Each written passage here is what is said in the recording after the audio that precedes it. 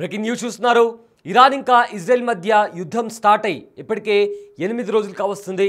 అయితే నిన్నటి నుంచి కూడా ఇజ్రాయెల్ పైన ఇరాన్ బాంబులతో అదేవిధంగా మిసైల్స్తో కూడా దాడికి దిగింది. అయితే హైపర్సోనిక్ మిసైల్స్తో దాడి చేసింది. ఫతే-1ని కూడా ఫతే-1 హైపర్సోనిక్ మిసైల్స్ అదేవిధంగా బాలిస్టిక్ మిసైల్స్తో కూడా ఇజ్రాయెల్ పైన విరుచుకుపడింది ఇరాన్. అయితే ఇవాల్టి నుంచి కొత్త తరహాలో ఇజ్రాయెల్ పైన దాడి చేయడానికి ప్లాన్ చేస్తుంది ఇరాన్.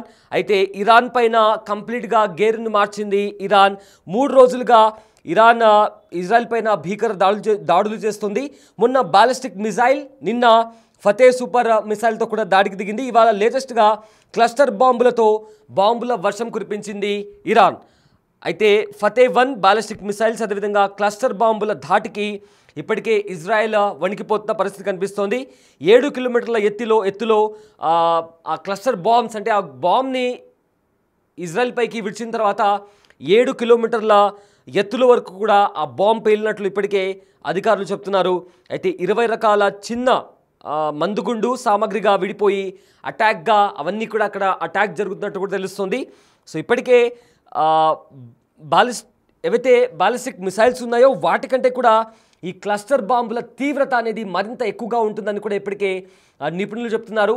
ఎందుకంటే ఈ క్లస్టర్ బాంబ్స్ అనేవి అక్కడ వేసిన తర్వాత చిన్న చిన్న బాంబులుగా విడిపోయి అక్కడ పేలుడు సంభవిస్తున్నట్టు కూడా ఇప్పటికే చాలామంది అధికారులు కూడా చెప్తున్నారు. అయితే ఇజ్రాయెల్లోని అజోర్ పట్టణంపై కూడా ఇరాన్ దాడి చేసింది. పెద్ద బిల్డింగ్ పైన ఆ బాంబు పడడంతో ఆ బిల్డింగ్ అంతా కూడా ధ్వంసమైపోయింది.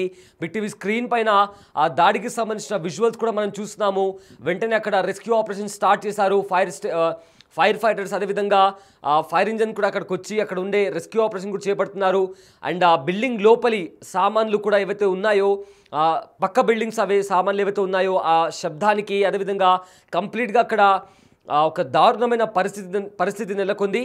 అండ్ దట్టమైన పొగ కూడా అలుముకుంది. ఒక్కసారిగా మంటలు కూడా వ్యాపించాయి. అయితే ఒక పెద్ద భవనం పైన క్లస్టర్ బాంబు పడడంతో కూడా కంప్లీట్గా ఒక భవనం అంతా కూడా అయిపోయినటువంటి పరిస్థితి కనిపిస్తోంది.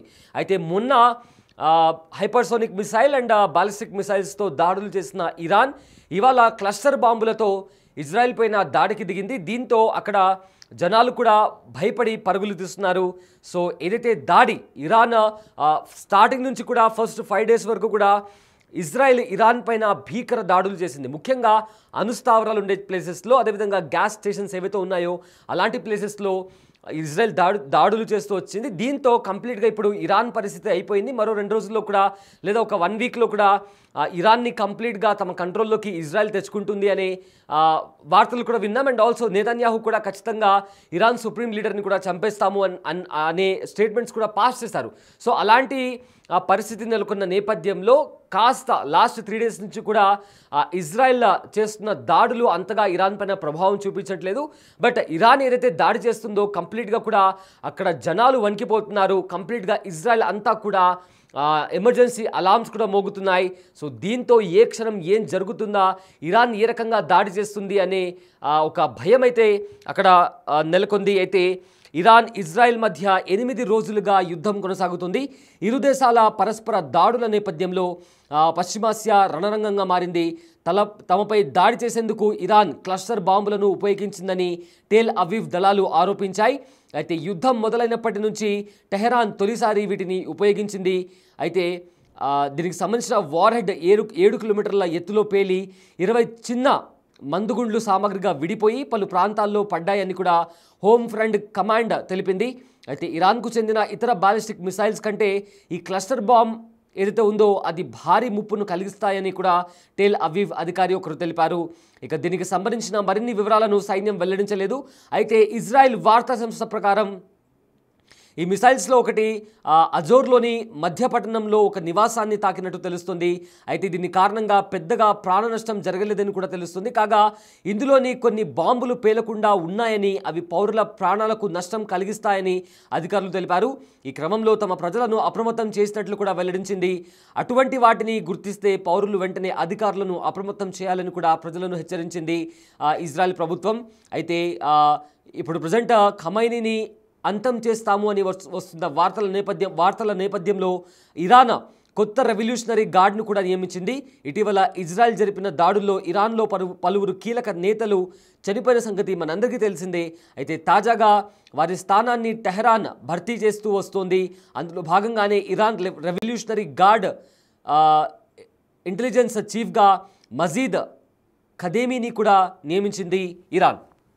సో మొత్తం మీద ఏదైతే పరస్పర దాడులు జరుగుతున్నాయో ఇజ్రాయెల్ టార్గెట్ అంతా కూడా అణుస్థావరాలను ఎలా దెబ్బతీయాలి, ఆర్థికంగా ఇరాన్ను చావు దెబ్బ కొట్టాలి అనేలాగా కూడా ఇరాన్ పైన ఇజ్రాయెల్ దాడి చేస్తున్న పరిస్థితి కనిపిస్తుంది. మరోవైపు ఇరాన్ కూడా మెరుపు దాడులు చేస్తూ రాకెట్స్తో మిసైల్స్తో ఇప్పుడు కొత్తగా క్లస్టర్ బాంబులతో ఇరాన్ పైన విరుచుకుపడుతుంది. అయితే ఇక్కడ ఒక ప్రధానమైన ప్రదేశంలో ఉన్న ఒక అజోర్ అనే ప్రదేశంలో ఒక బిల్డింగ్ పైన కూడా ఈ క్లస్టర్ బాంబ్ పడడంతో కూడా అక్కడ ఒక పెద్ద ప్రమాదం చోటు చేసుకుంది. చాలా పెద్దగా మంటలు వ్యాపించాయి. ఆ తర్వాత దట్టమైన పొగ కూడా అలుముకుంది. అయితే కొన్ని బాంబులు పేలకుండా అలానే ఉండిపోయాయి. అవి ప్రజల ప్రాణానికి చాలా ముప్పు కలిగిస్తాయి అంటూ కూడా అధికారులు చెప్తున్నారు. అయితే ఎవరైనా అలాంటి వస్తువులు గుర్తిస్తే వెంటనే అధికారులకు అప్రమత్తం చేయాలంటూ కూడా ఇజ్రాయెల్ గవర్నమెంట్ కూడా ఇప్పటికే ఒక అలర్ట్ కూడా జారీ చేసింది. ఇక మరోవైపు కంప్లీట్గా నిన్న ఒక హాస్పిటల్ పైన దాడి చేసిన తర్వాత ఇజ్రాయెల్లో ఉన్న ఒక హాస్పిటల్ పైన దాడి చేసిన తర్వాత ఇజ్రాయెల్ ప్రధాని ఖచ్చితంగా మరోసారి ఇరాన్లో ఉన్న న్యూక్లియర్ స్టేషన్ పైన ఖచ్చితంగా అటాక్ చేస్తామంటూ కూడా ఒక సిగ్నల్ కూడా పంపించారు. అయితే ఆ మాట చెప్పిన వెంటనే కూడా టెహరాన్లో ఉన్న ఒక అణుస్థావరం పైన కూడా మిసైల్స్తో దాడి చేశారు. అయితే ఇవాళ ఇజ్రాయెల్ ఏ రకంగా ఇరాన్ పైన దాడి చేయబోతుంది, ఆర్థికంగా ఇరాన్ను దెబ్బతీయడమే ఇజ్రాయెల్ ప్రధాన లక్ష్యంగా మారింది. సో దీంతో మొత్తం మీద ఆ దాడులు చేసిన నేపథ్యంలో ఇరాన్ కూడా ఏమాత్రం వెనక్కి తగ్గకుండా అటు అమెరికా హెచ్చరిస్తున్నా కూడా ఇరాన్ మాత్రం మేము వెనక్కి తగ్గము, ఖచ్చితంగా మా పైన దాడికి వస్తే మేము కూడా ప్రతీకార దాడి తీసుకుంటాము, ఒకవేళ ఇజ్రాయెల్ దాడులను ఆపేస్తే మేము కూడా ఆపేస్తామంటూ కూడా ఇరాన్ చెప్పడం జరిగింది. సో ఫర్దర్గా ఏం జరుగుతుందా అనే ఒక భయాందోళనకరమైన సిచ్యువేషన్ అక్కడ కనిపిస్తోంది.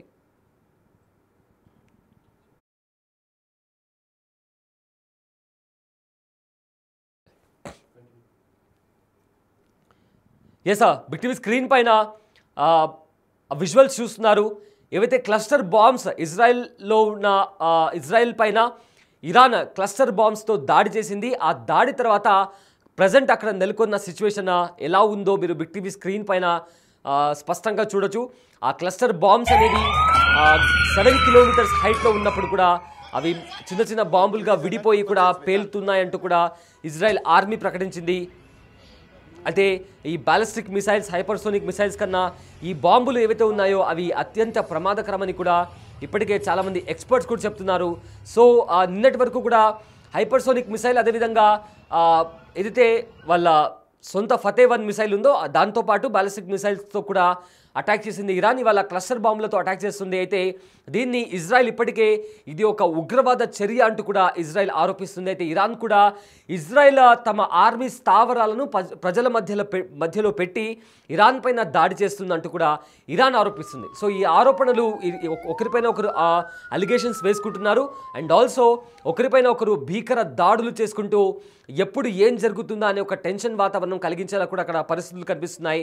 సో ఒకవేళ రెండు దేశాలు ఏవైతే వాళ్ళు ఏదైతే దాడులు ఉన్నాయో అవి మరింత విపరీతంగా మారితే, ఆ దాడులు మరింత తీవ్ర రూపం దాలుస్తే మాత్రం ఇది కాస్త ఇతర దేశాలకు పాకి అది కాస్త 3వ ప్రపంచ యుద్ధానికి దారితీస్తున్నట్టు కూడా చాలామంది వార్ ఎక్స్పర్ట్స్ కూడా అంచనా వేస్తున్నారు. బట్ అంత దూరం వెళ్ళదు. ఖచ్చితంగా రెండు దేశాలు సీజ్ ఫైర్కి ఒప్పుకుంటాయి. ఎందుకంటే ఈ రెండు దేశాలు ఇప్పుడు బద్ధశత్రువులు కావచ్చు, కానీ గతంలో ఈ రెండు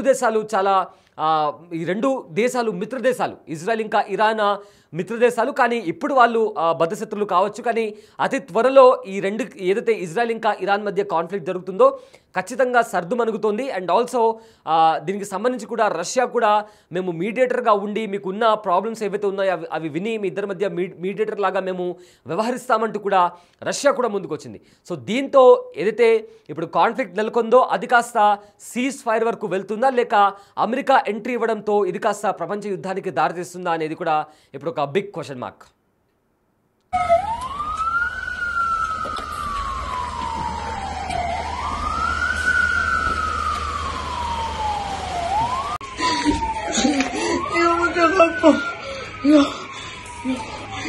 Yo, לא, אלוהים.